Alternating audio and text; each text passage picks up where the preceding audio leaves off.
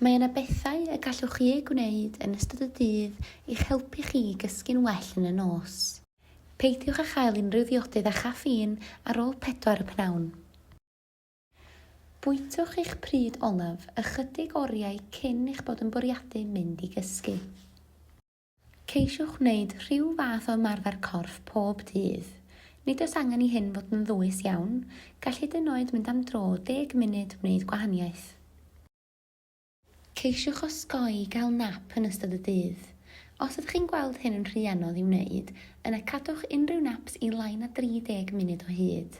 Hefyd, peidiwch â chymryd nap ar ôl 3 gloch y pnawn. Ceisiwch fynd i'r gwely a chodi tua'r un amser bob dydd.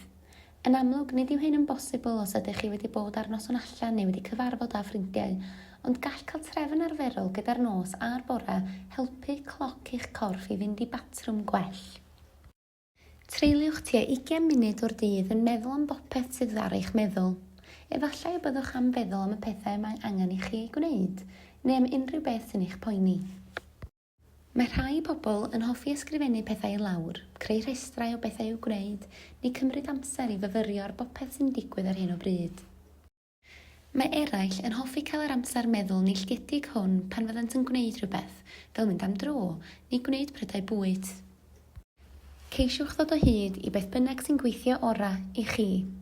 Dewch o hyd i 20 munud bob dydd pan fyddwch chi'n myfyrio ar sut rydych chi'n teimlo ac yn archwilio unrhyw beth sy'n eich poeni. Gwnewch yn siŵr eich bod chi'n bod yn garedig â chi'ch hun.